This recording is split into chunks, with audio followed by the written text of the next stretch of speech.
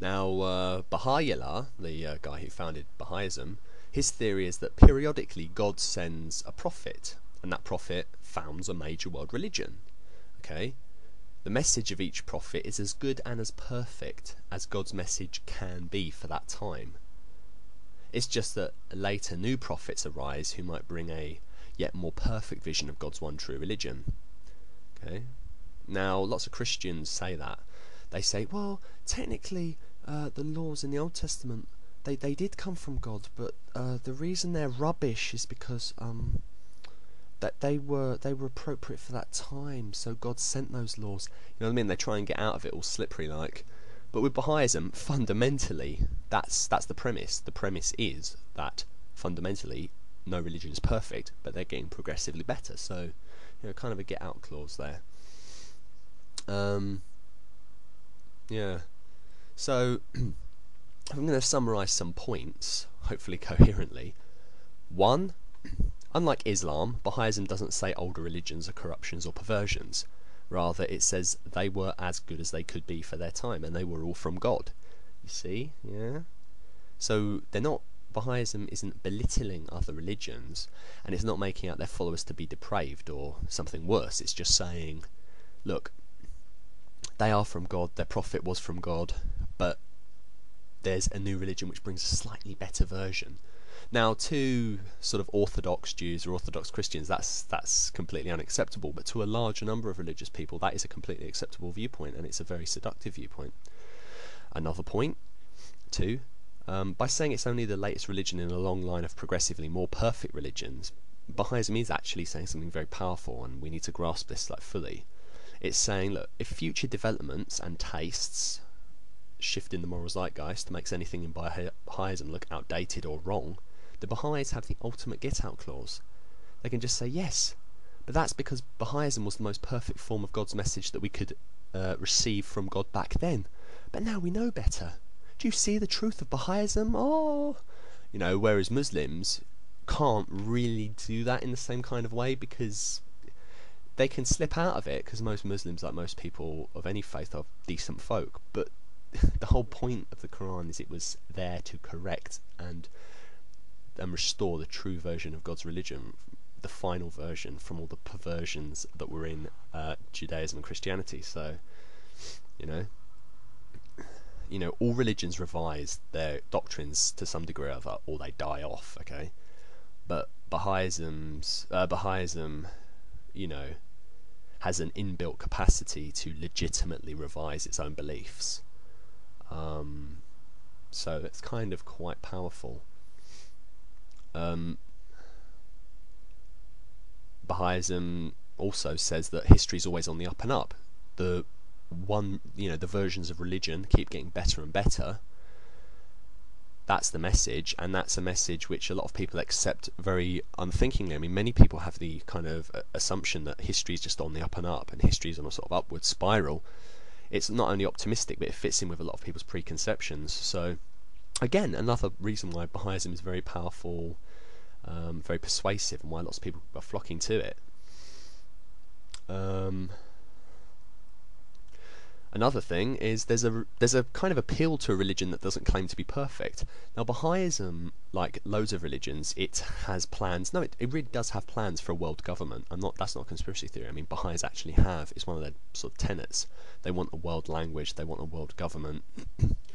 Baha'ism claims to be a sort of moral, an ethical, a political, a social system, just like Islam, just like Christianity. It's supposed to be a total system, to sort of govern all ways of life.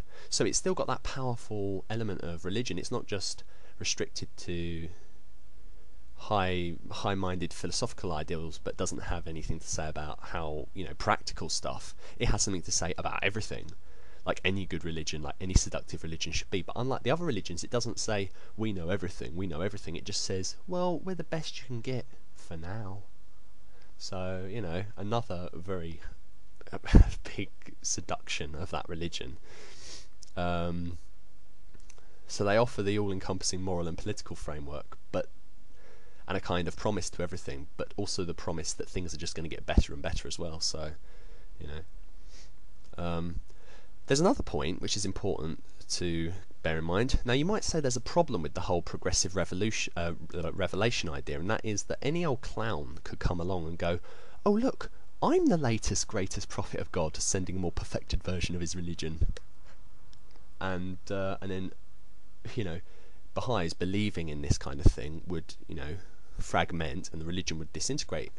Except that isn't possible, because Baha'is believe that God only sends the next messenger when mankind's ready to hear him. So God's not going to send a messenger 10 months later or a year later or 20 years later, is he? He's going to send it a lot later. I mean, if you look at it, Moses, Abraham, Jesus, Muhammad, you know, Baha'u'llah, there's a pretty kind of large gap, you know, of at least a few hundred years. In fact, my understanding is Baha'is don't generally believe that the next manifestation of God will arise for around 1,000 years. So Baha'is have got a long time before anyone can come along and say, yeah, I'm the latest and greatest prophet, let's just follow my philosophy now, my amended Baha'ism. Okay? But the thing is with Baha'ism that's even amazinger, is that when that prophet does come around and he becomes so popular no one can deny him, perhaps Baha'is take him on right from the start.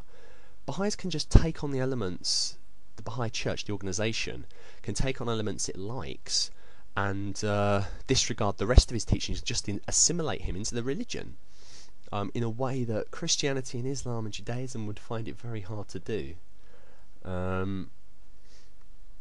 Now, in this whole thing, I've been talking in a certain way that might lead you to believe that Baha'ism is this evil conspiracy, masterminding, trying to take over the world, but that's not the way it works. I mean, the reality of the situation is, and some very clever people have said things to this effect, and I can't remember who. I think Christopher Hitchens is one, but I think he was quoting some 18th century political philosopher. But basically, the gist of it is that institutions, by their very nature, exist to perpetuate themselves. By definition, institutions perpetuate themselves, and the members of the institution seek to perpetuate it. No religion is a religion that aims for its own destruction. Baha'ism is a religion that and it's an institution just like any other that aims to keep itself going, to sustain itself.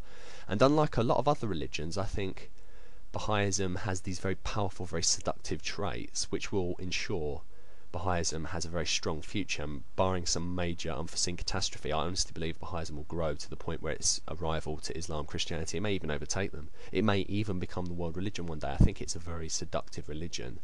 I think it's got all the good stuff that Christianity, Islam and Judaism and other religions have got, but it's got enough alterations, enough deviations that make it just so much more seductive. But specifically, to reiterate, the three most powerful elements in the weapon hoard of Baha'ism, if you ask me, are 1. Progressive revelation, 2. Manifestations of God, and 3. The oneness of religion. So, yeah.